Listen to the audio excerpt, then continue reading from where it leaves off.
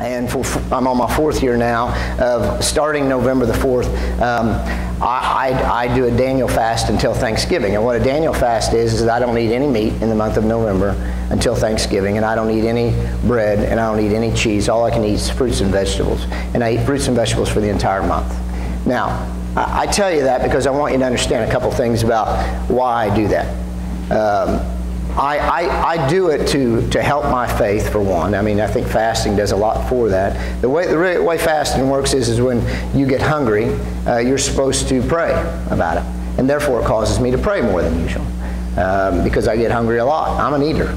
And so when you cut out all of those things, I mean, I get tired eating, salad without salad dressing, and I get tired of eating, I'm sick of bananas, and those types of things I eat a lot of, but you can't have any of the stuff that I normally eat. Now, I say that in this because this touches me deeply.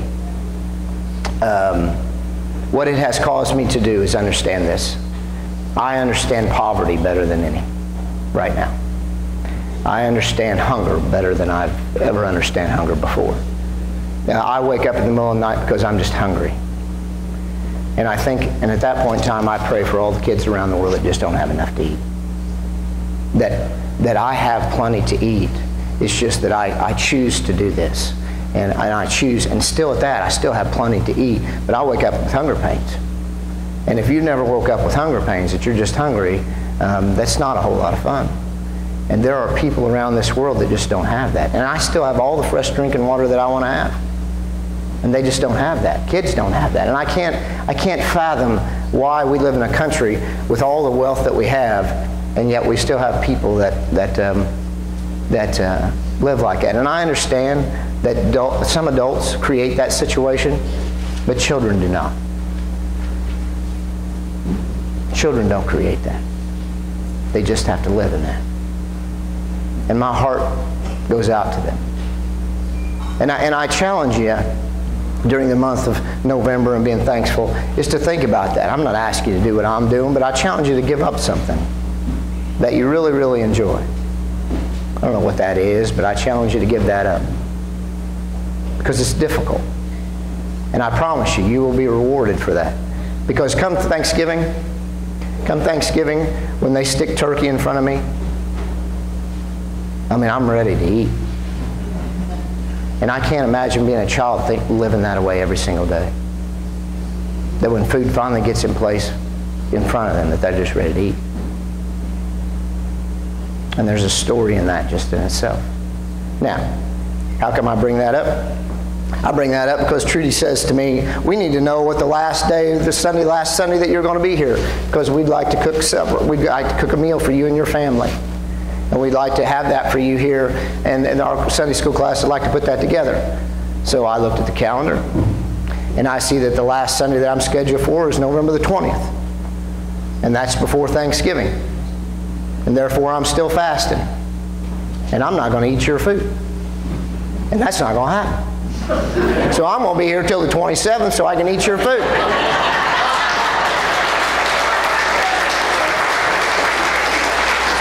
So I tell you that because I got to confess that why I'm going to be here the 27th has very little to do with me preaching that day. It has more about me eating.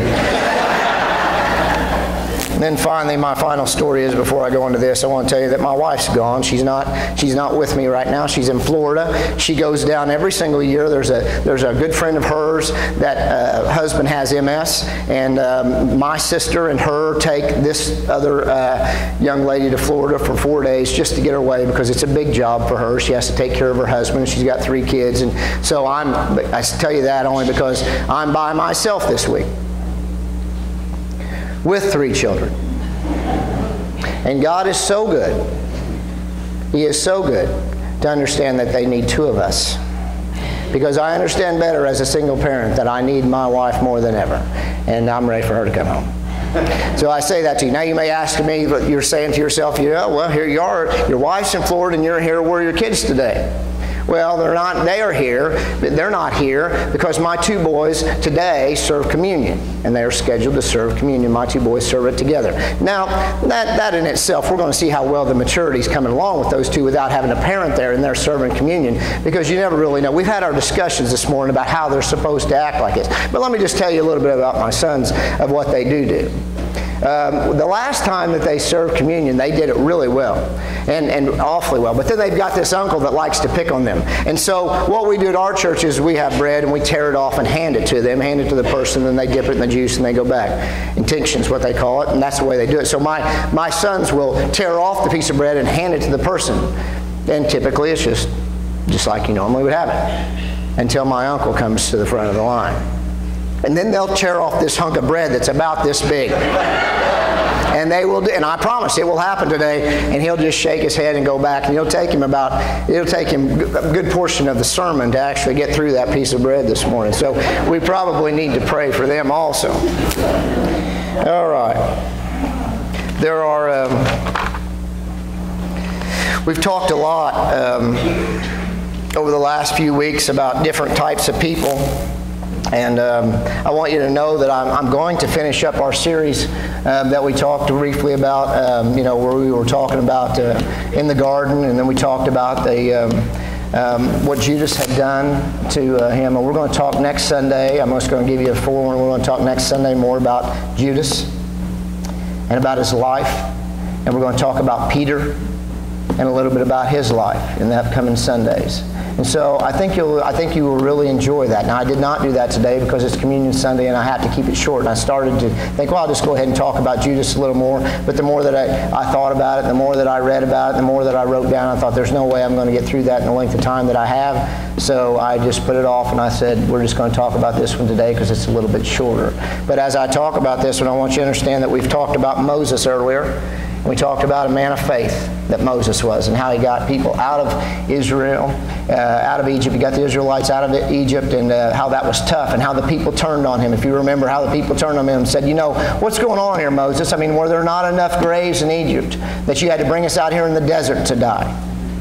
And they turned on him. They wanted out of Egypt so bad, but then they turned on him. And you remember that. But yet he had great faith. And he led them through that, and he was a leader. And then a little bit later, we talked about Gideon. If you remember when we talked about Gideon and how he started off with 32,000 men, and God weaved him down to 300, and how he could do more with 300 than he could with 32,000 men when he defeated that army. He was a great man of faith. And we're going to talk about a great man of faith again today in Joshua, in this story of Joshua. And then maybe if I have enough time, before I leave, we'll talk about Abraham and Isaac, because I think that's another great story of faith. So let me read to you a little bit. And this is the long scripture, and I'm going to piece through it, and then I'm going to talk to you about this story. Now Jericho was tightly shut up because of the Israelites. No one went in or out. So let me tell you about what's going on here. Here are the Israelites' army. They had left Moses. This is precursor to Moses. So this is after Moses got there, and he's getting ready, and Joshua now has this army of the Israelites, and they're wanting to get into this great big fort in Jericho. And it's a fortress, but let me just understand they're wanting to get into that. And nobody's going in or out. The Israelites are on the outside. People inside are not going out. The king's not going out. Everybody's trapped inside of this fortress. And then the Lord says to Joshua, he says, "See, I have delivered Jericho into your hands, along with its king and its fighting men." Now, I talked to you about that because I talked to you in my prayer about providence and about God knowing ahead of time, God knowing all the things in the future that are going to happen. And He does. And He says so right here. He just looks at him and He says, "Joshua, I've delivered this to you." And they've not even had the battle yet. But God says to him, He says, "I've already delivered this to you," because He already knows what's going to happen. He's got them trapped. They're going to win the battle, and He already knows. And it's just confirmation to me that I know that God knows what's going to happen Tuesday already at the election. He already knows that. Find some peace in that. Well, that doesn't mean you have to do your civic duty. It doesn't mean you have to not. Why go vote? You need to go vote. You need to go do what your job is to vote. But the truth of the matter is, it's not going to surprise God on Wednesday morning. That is not going to happen. Find some peace in that. I do. As bad as you may not want to get up Wednesday, or as happy as you may be Wednesday, the bottom line is that God's not going to be surprised. He said, and then so he's got this group. And then God tells him to do this. Now listen. He said, I want you to get your people, and this is what I want you to do. And he gives them these instructions. I want you to go to the city, and I want you to march around the city once with all the armed men. And I want you to do this for 6 days, and I want you to have 7 priests carry trumpets of ram's horns in front of the ark. And on the 7th day, I want you to march around the city 7 times with your priests blowing the trumpets. And when you hear them sound a long blast on the trumpet, have all the people give a loud shout, and the wall of the city will collapse, and the people will go up. Every man will go straight in. Now, you got to be kidding me. I mean, we're getting ready to have a great battle, and I've got to paint this scene for you. I mean, they've got this fort that's there, and understand on this fort, there are people that march around this top of this wall with swords and spears and bow and arrows, and they march along the top of this wall. And what he's asked them to do is, he said, I don't want you to stay back here in your tents. I want you to take all your men, and I want you to march around this fortress where all of these people are up there with spears and swords and all of that. I just want you to march around there, and I want you to do it with ram's horns. He doesn't say anything about any weapons. I just want you to march around the city. You got to be kidding me. I mean, where does that fall in the realm of common thinking at all? I mean, I can just hear, they all started breaking off in their little church committee meetings, and they're all saying, well, what is this guy thinking? He's lost his mind. I mean, this guy's asking us to do the unthinkable. I mean, he wants us to march around the city with ram's horns? That's what he wants us to do? March? And you know, and I thought about that, and here's typically the way that we all do it. He wanted him to do it for 7 days. So on the first day, it's not really that big a deal. We got 6 days left. Everybody signs up for that first day. We got 6. You all do it. I do it. It's not that big a deal. Here we are. We're going to march around day 1. We still got 6 days left. It's not that big a deal. But then as the days started getting closer, people started to get a little more worried. I can see that happening. What's going to happen here? So they did it for 6 days. And on the 7th day, he did this. On the 7th day that he did this, he told them all, I want you now to shout. Shout.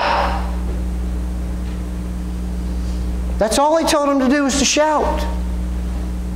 Now I got to ask yourself something. I'm going to ask all of you something. You're in that group. Number one is, my first question is, do you show up on day 7? You know what it says that they did? It says that they got up every single time that I go through a story in the Bible. You know what it says? It says they got up early in the morning and they did their task. Every single morning. Abraham getting ready to kill his own son, he got up early in the morning. Why do you get up early in the morning for something like that?